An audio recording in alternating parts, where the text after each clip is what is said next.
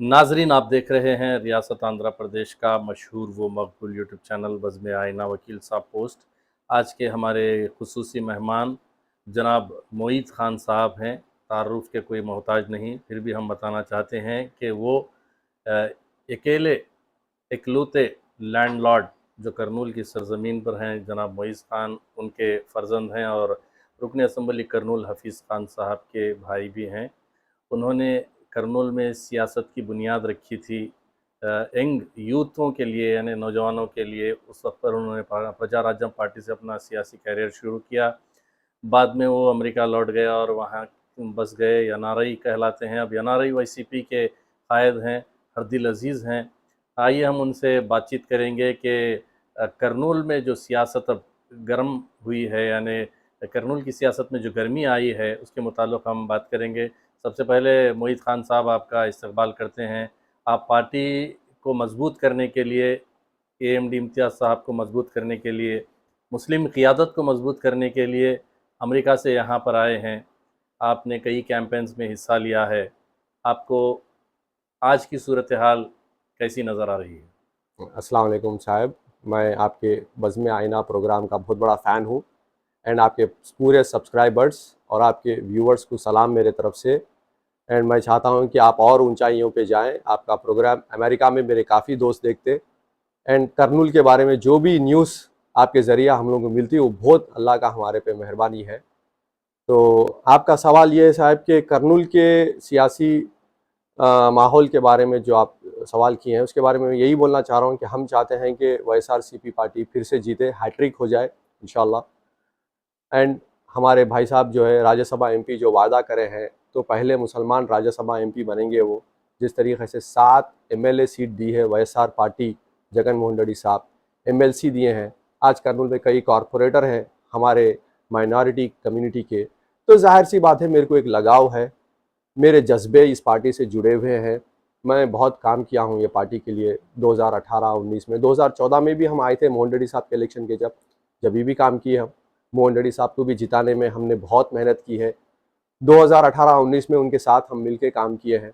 आज हम इम्तियाज़ साहब के साथ भी मिलके काम करना चाह रहे हैं एंड उनको जिताना चाह रहे हैं। यही हमारा मकसद है। इसी से हमारी जो मुसलमानों की जो कौम है उनको बहुत फ़ायदा पहुँचेगा। ये हमारी पूरी यकीन और सोच की वजह से ही हम ये कदम आगे बढ़ा के अमेरिका से आए, ताकि इस इलेक्शन में भी वाईएसआरसीपी को जिताएं। दूसरा सवाल ख़ान साहब आपसे ये है कि पिछले इलेक्शंस के मुकाबले में इन इलेक्शनों में तेलुगु देशम पार्टी काफ़ी एग्रेसिव जा रही है। काफ़ी स्ट्रैटेजी जो है, एक अलग स्ट्रैटेजी अपनाए हैं वो लोग। इसी तरीके से अगर टीजी भरत की भी स्ट्रैटेजी देखें तो काफ़ी डिफरेंट स्ट्रैटेजी से वो आगे बढ़ रहे हैं। इस पर आप क्या कहेंगे? ज़ाहिर सी बात है साहब, उनका मुस्तकबिल बहुत कमज़ोर हो गया लास्ट इलेक्शन हारने के बाद। अगर इस इलेक्शन हार गए तो उनका कोई फ्यूचर नहीं है आंध्र प्रदेश की सियासत में। तो ज़ाहिर सी बात है पूरी एड़ी चोटी का ज़ोर वो लोग लगा रहे हैं। वो लोग अपनी अपनी कोशिश कर रहे हैं, हम अपनी कोशिश कर रहे हैं, मगर आवाम आज हमारे साथ है। खान साहब, आपने कई मरतबा वज़ीर आला वैएस जगन मोहन रेड्डी साहब से मुलाकात की, तो क्या कुछ आपने बात की? क्या जो है पार्टी डेवलपमेंट के मुताल्लिक़ आपसे बातचीत हुई?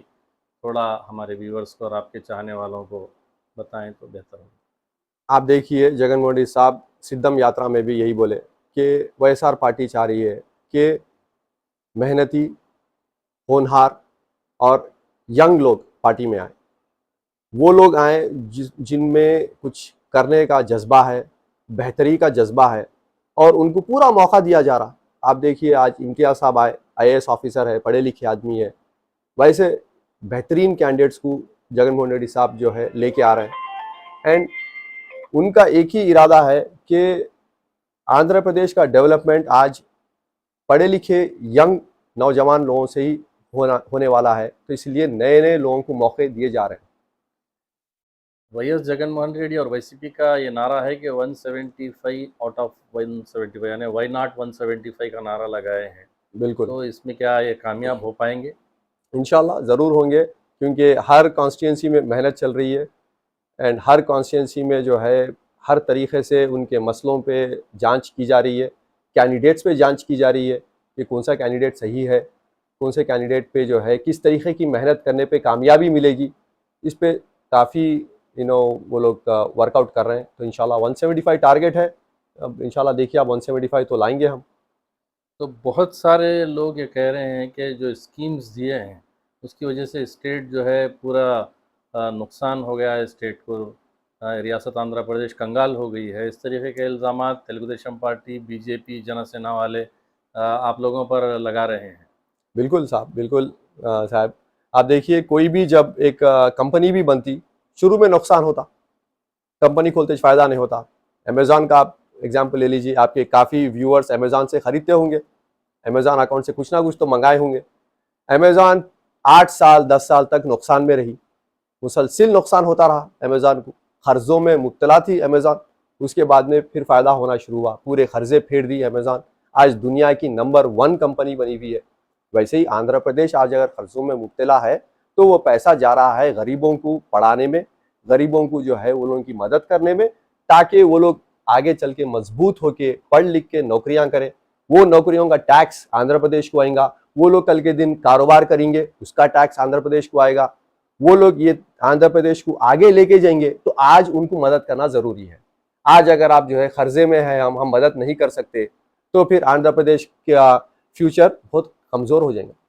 तेलुगु देशम पार्टी ये भी कह रही है कि हेल्थ सेक्टर को मैनेज करने में जगन मोहन रेड्डी बिल्कुल जो है फेल हो चुके हैं। इस पर आप क्या कहेंगे? बिल्कुल गलत इल्ज़ाम है, क्योंकि आज आरोग्यश्री की वजह से सैकड़ों हज़ारों लाखों गरीबों को फ़ायदा हुआ है। और आज एक आई ऑपरेशन रहने दो, कोई भी इलाज रहने दो, जो सोच भी नहीं सकते थे गरीब कि हम ये अफोर्ड नहीं कर सकते, आज उनका इलाज फ्री में हो रहा है, वो भी कॉरपोरेट हॉस्पिटल्स में हो रहा है। ऐसा नहीं है कि गवर्नमेंट हॉस्पिटल में बेड्स नहीं है, डॉक्टर्स अवेलेबल नहीं है, इक्विपमेंट अवेलेबल नहीं है।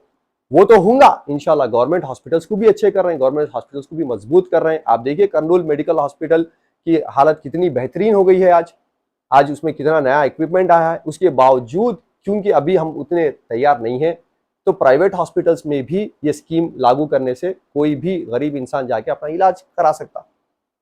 कर्नूल की तरक्की देखिए, आज हमारे पार्टी के कॉरपोरेटर, मेयर बीवी रामैया साहब, कमिश्नर साहब, सब मिलके आज कर्नूल का नक्शा बदल दिए हैं।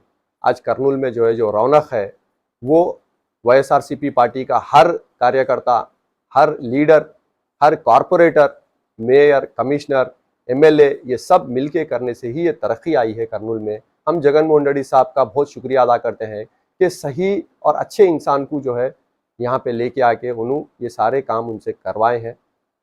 मैं इसका शुक्रिया अदा करना चाहता हूँ। तो पेंशन्स भी जो है जो दिए हैं ये गैर ज़रूरी है बोल करके तेलुगु देशम पार्टी ये कह रही है। और दूसरी जानिब ये भी कह रहे हैं कि अगर हम इक़्तिदार में आए तो उससे दुगनी देने का भी वो वादा कर रहे हैं। इस पर आपका क्या कमेंट? आप पहले ये तय कर लीजिए कि पेंशन देना सही है या गलत है। अगर गलत है तो फिर आप दुगनी क्यों देना चाह रहे हैं? अगर सही है तो आप दुगना सही कर रहे हैं। पहले टीडीपी को ये क्लैरिटी चाहिए कि हमारे स्कीम अच्छे हैं या खराब है। अगर खराब हैं तो आप फिर उसी चीज का दुगना क्यों देना चाह रहे हैं? अगर अच्छे हैं तभी तो आप बोल रहे हैं कि हम ये दुगना करना चाह रहे हैं, इसका मतलब हम सही रास्ते पे हैं। वाईएसआरसीपी कुछ अच्छा कर रही, इसीलिए आप उसका दुगना करना चाह रहे हैं। तो इसी तरीके से अगर देखें तो बीजेपी से जो टाई अप हुआ है तेलुगु देशम पार्टी का, जनसेना का, ये तीनों पार्टियां मिलकर के इंतखाबात में हिस्सा ले रहे हैं। तो थोड़े लोग ये कह रहे हैं कि बहुत अच्छा है, थोड़े लोग ये कह रहे हैं कि ठीक नहीं हुआ। तो इस पर आपका पर्सनल ओपिनियन क्या है? देखिए साहब, अकेले ठहरते थे तो 175 पूरे आ ही जाते थे जगन मोहन रेड्डी साहब को। अकेले तो ठहर सकने की उनकी अपोजिशन नहीं रही। एंड ये मैं ये भी मानता हूं कि अपोजिशन स्ट्रांग रहनी चाहिए। जमहूरियत है, डेमोक्रेसी में अपोजिशन स्ट्रांग रही, बहुत अच्छी बात है। मगर अपोजिशन जब इस तरीके के चाल और जो है इस तरीके के साजिशों पे तवज्जो दे के सियासत करना चाहिए, तो उन लोगों को कोई फ्यूचर नहीं रहता, उन लोगों का कोई मुस्तकबिल नहीं है।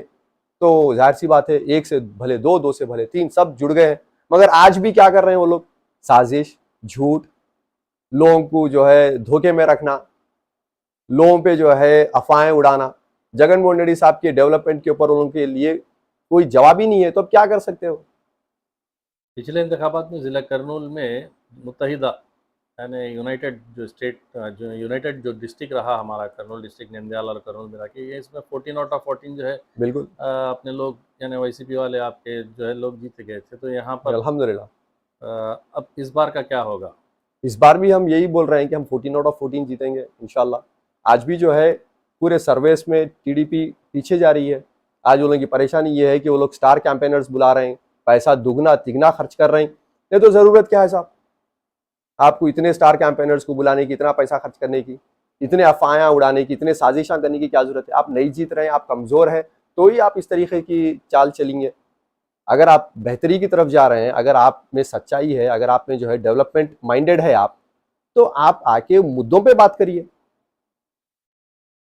और भी इल्ज़ाम ये है तेलुगु देशम पार्टी की जानिब से कि मुस्लिम माइनॉरिटीज़ के लिए कुछ नहीं की वाईसीपी, सिर्फ जो है आई वॉश का काम की है।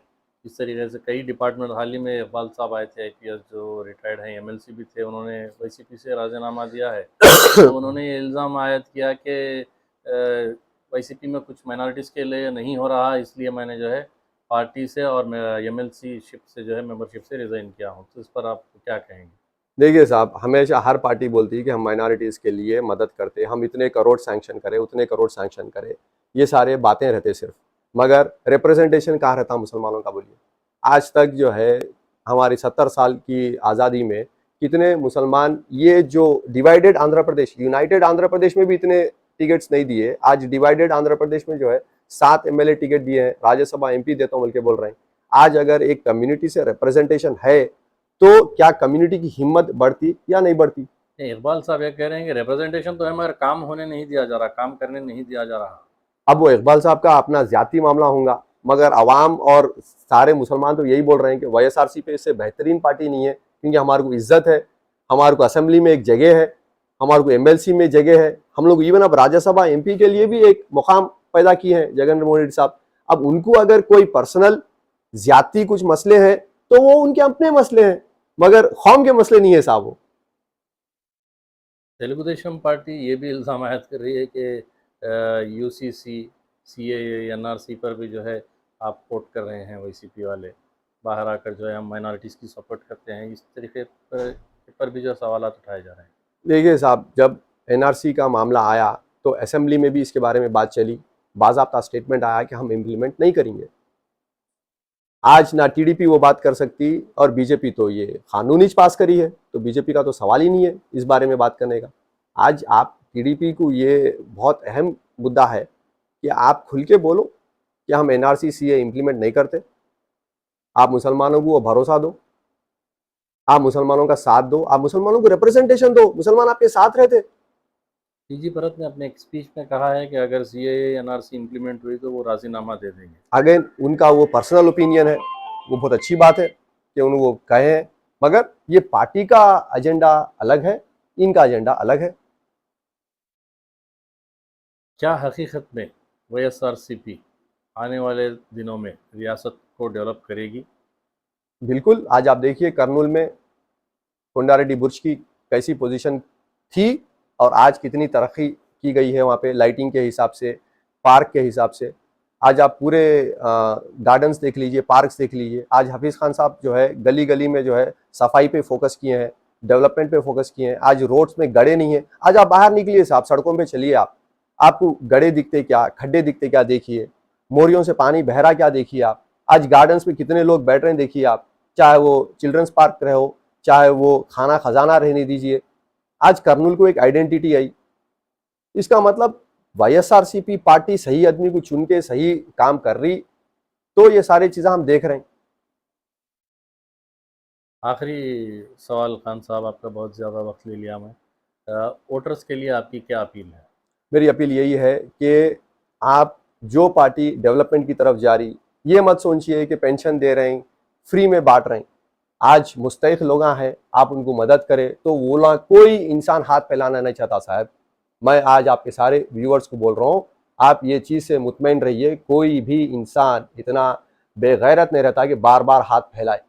वो इंसान कुछ वक्त के लिए मदद लेके अपने पैरों पे, अपने बलबूते पे जीना चाहता, अपनी ज़िंदगी इज्जत से जी के मर जाना चाहता इंसान। तो आप उनको वो मौका दीजिए, उनको पढ़ाइए, उनका फ्री इलाज कराइए, उनको आगे लेके आइए पहले। फिर इंसानी फितरत है, ये अल्लाह ताला दिया सो फितरतों में से है कि इंसान में कहीं ना कहीं खुददारी रहती, अपने बलबूते पे जीने की ख्वाहिश तो रहती। तो आप वोटर से आप क्या अपील करेंगे? मैं यही बोलना चाह रहा हूं कि आप डेवलपमेंट जो पार्टी कर रही, जो करते हुए आ रही, आप उसको जरूर सोचिए, सोच के अपना कीमती वोट वही पार्टी को दीजिए। मैं वाईएसआरसीपी का हूं, मैं तो यही बोलूंगा कि वाईएसआरसीपी सबसे बेहतरीन पार्टी है, आप वाईएसआरसीपी को वोट दीजिए। मगर न्यूट्रल वोटर्स को भी बोल रहा हूं मैं, टीडीपी वोटर्स को भी बोल रहा हूं मैं कि आप सोचिए 2 मिनट कि डेवलपमेंट कहां है, बेहतरी कहां है, आगे कैसा बढ़ सकता है ये स्टेट, उस हिसाब से आप वोट दीजिए। बहुत बहुत शुक्रिया खान साहब, आप अमेरिका से यहाँ पर आए हैं अपनी पार्टी को जिताने के लिए। हम यही ख्वाहिश करते हैं कि आपकी हर ख्वाहिश पूरी हो। बहुत बहुत शुक्रिया बज़्म आईना वकील साहब पोस्ट को टाइम देने का। कर्नूल की तरक्की देखिए, आज हमारे पार्टी के कॉरपोरेटर, मेयर बीवी रामैया साहब, कमिश्नर साहब, सब मिलके आज कर्नूल का नक्शा बदल दिए हैं। आज कर्नूल में जो है जो रौनक है वो वाईएसआरसीपी पार्टी का हर कार्यकर्ता, हर लीडर, हर कॉरपोरेटर, मेयर, कमिश्नर, एमएलए, ये सब मिलके करने से ही ये तरक्की आई है कर्नूल में। हम जगन मोहन रेड्डी साहब का बहुत शुक्रिया अदा करते हैं कि सही और अच्छे इंसान को जो है यहाँ पे लेके आके उन्होंने ये सारे काम उनसे करवाए हैं। मैं वकील साहब बज़्म आईना का शुक्रिया अदा करता हूँ तहे दिल से कि वो ये मौका दिए हैं मुझे, इस इंटरव्यू के ज़रिए से सारी आवाम को ये उन्होंने पैगाम पहुँचाना चाह रहे हैं। उसका मैं बहुत मशकूर हूँ और ममनून हूँ।